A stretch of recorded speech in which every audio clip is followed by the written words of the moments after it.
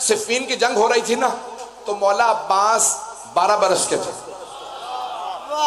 جنہوں نے دیکھا کہ بھئی علی خود آ گئے ہیں, ہاتھ میں ذوالفقار ہے, کچھ لوگ پہنچ گئے ہیں, تو ان میں سے ایک نے نعرہ لگایا بھاگ لو.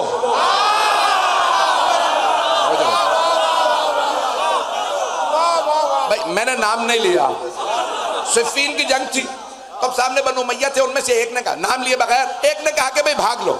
تو کہا بھئی کہاں سے بھاگیں؟ اس طرف علی, سامنے حسن, ادھر حسین, بھاگے تو بھاگے کہاں سے؟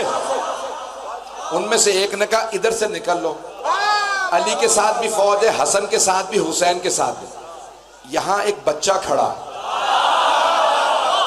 کچھ لوگ پہنچ گئے, بچہ کھڑا.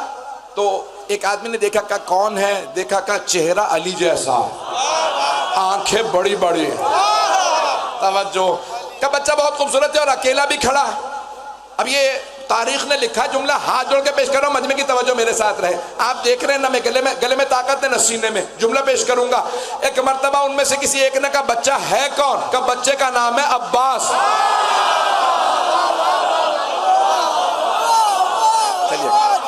چلیے گا سارے مجمع کی توجہ.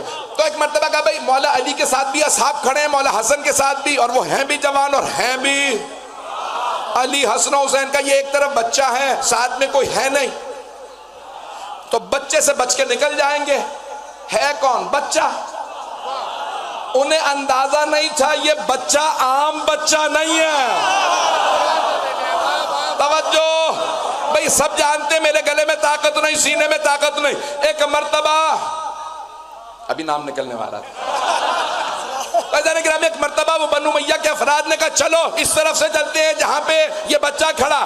جیسے ہی جناب عباس نے آتا دیکھا, جناب عباس نے تلوار کھینچی,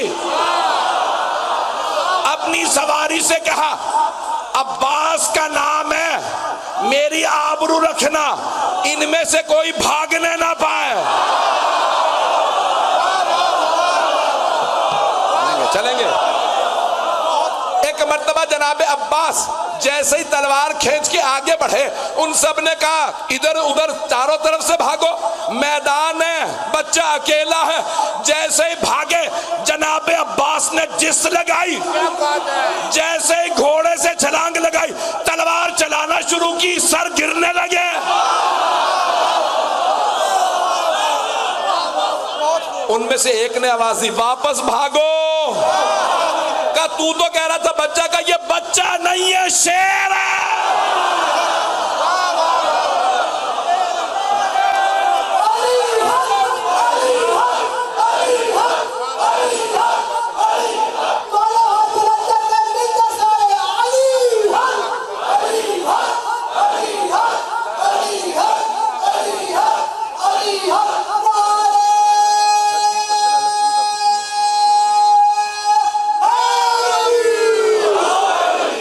توجہ فرما رہے تھے. جناب عباس کا بچپنا ایسا ہے, سوچئے جوانی کیسی ہوگی. ایک بزرگ بی بی نام ہے زینب کبریٰ, جو رسیوں میں تھیں, انہوں نے ایک خطبے سے یزید کو شکست دے دی. توجہ, اگر یزید کے دربار میں عباس آ جاتے تو کیا ہوتا؟ پھر شام کی آسمانوں کا رنگ بدل جاتا. ایدانا گرامی, جناب عباس کا بچپنا ایسا ہے. مامون رشید بغداد میں اس نے اپنا کیپٹل منتقل کر دیا تھا. جب شکار پہ جانے لگا نا تو لاہور لشکر, فوج سب کے سب چلنے لگے. کہ بھئی آواز لگا دو کہ بادشاہ کا, خلیفہ وقت کا قافلہ آ رہا. ایک آدمی نے آواز لگائی جیسے آپ لوگ آج کہتے ہیں کہ بھئی بادب ہو جاؤ, بادشاہ سلامت آ رہے ہیں. سارے بچے بھاگنے لگے. مامون نے دیکھا کہ اس کا گھوڑا چل رہا ہے, چاروں طرف سپاہی ہیں, ایک بچہ دیوار کے ساتھ کھڑا ہے, بھاگتا نہیں. چہرہ بتا رہا ہے کہ یہ کسی حیدر کرار کی نسل سے ہے. پتہ نہیں لوگ ہیں یا نہیں ہیں. بھاگنے والے بچے اور تھے, یہ بچہ بڑا مطمئن کھڑا, بھئی میرے بھائی پہنچ گئے, میرے بچے سارے ساتھ رہے. بھائی میں جانتا ہوں، میں آپ یقین مانیے کہ میں آپ لوگوں کی اذیت دیکھ رہا ہوں کہ آپ ہل نہیں سکتے. عزیزان گرامی، اس نے جب دیکھا نا مأمون نے کہ ایک بچہ بھاگ نہیں رہا، اس نے کہا قافلے کو روک دو. کہا بادشاہ سلامت یہاں بغداد کے بازار میں، کہا مجھے اس بچے سے بات کرنی. ایک مرتبہ فوراً گھوڑے سے اترا، آگے بڑھا، کہا برخوردار بچے بھاگ رہے ہیں، آپ کیوں نہیں بھاگے؟ امام نے ایک مرتبہ مامون کو دیکھا، کہا 3 وجہ سے نہیں بھاگا. اب وہ اور زیادہ پریشان، ایک تو بچہ بھاگا نہیں اور اوپر سے بھاگنے پہ بھی 3 وجہ. پتہ نہیں لوگ ہیں یا نہیں، 3 وجہ دیے نہ بھاگنے کی.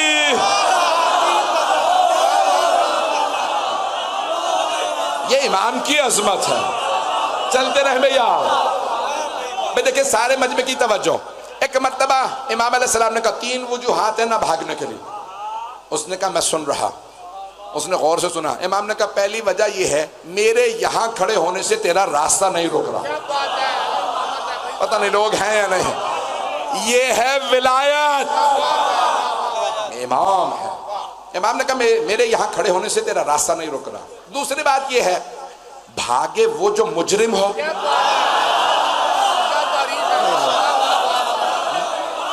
توجہ، میں معصوم ہوں، نہیں پہنچا سکا.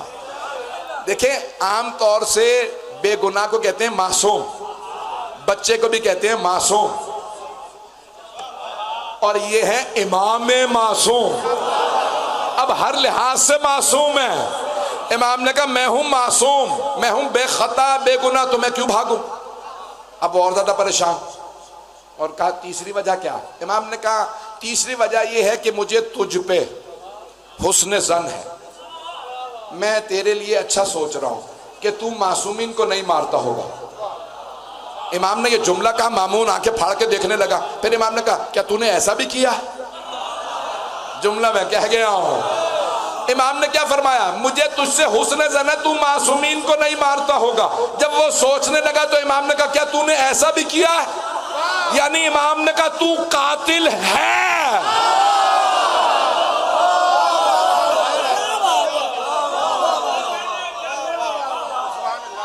ایک مرتبہ امام نے کہا کیا تو نے ایسا بھی کیا؟ سوچنے لگا کیونکہ امام کا قاتل تھا، 8ویں امام کا قاتل تھا مامون. تو ایک مرتبہ سوچنے لگا. کہا مسمک آپ کا نام کیا؟ امام نے ایک مرتبہ سر اٹھا، انا محمد ابن علی،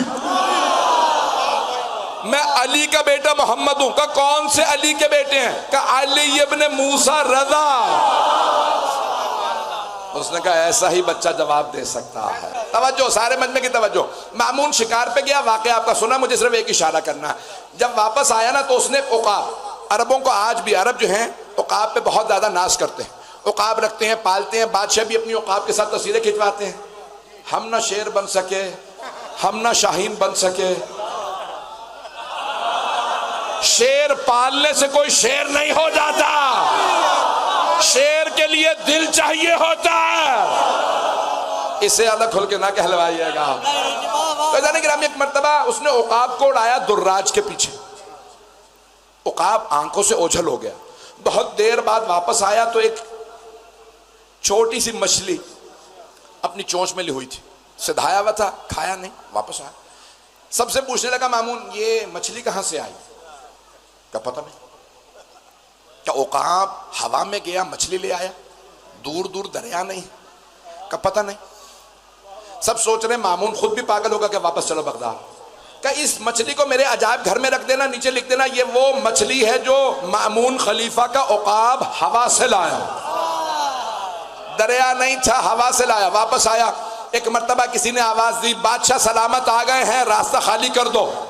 دیکھا بچہ پھر کھڑا. مامون نے کہا قافلہ روکو، اس بچے کو جواب پتہ ہوگا.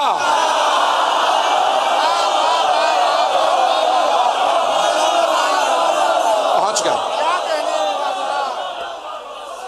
امام نے ایک مرتبہ مامون کے چہرے کو دیکھا.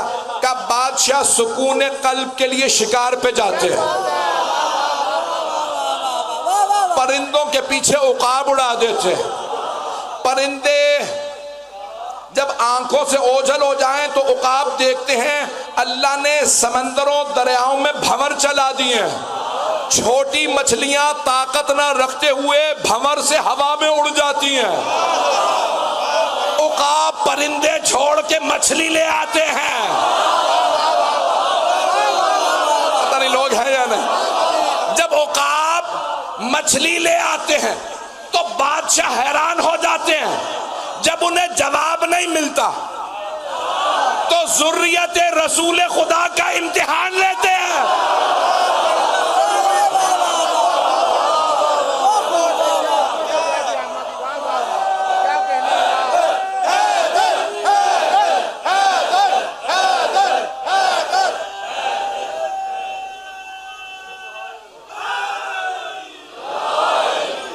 توجہ فرمائی جانے کی نا۔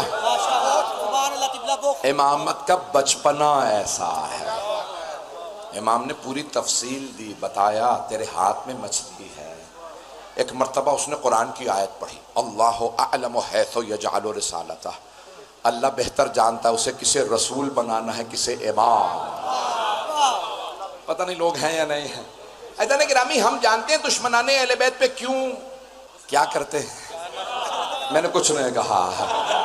مسئلہ یہ ہے کہ ہم دشمنان اہل بیت پہ صبح شام اس لیے کرتے ہیں کیونکہ وہ جانتے تھے یہ کون ہیں۔ اگر نہ جانتے ہوتے تو ہم کچھ نہ کہتے، وہ دیکھتے تھے، جانتے تھے، پھر بھی نہیں مانتے تھے۔ شجرہ طیبہ بنی ہاشم کا مولا، یہ شجرہ خبیثہ کون ہے؟ چھٹے امام فرماتے ہیں شجرہ خبیثہ ہیں بنو امیہ۔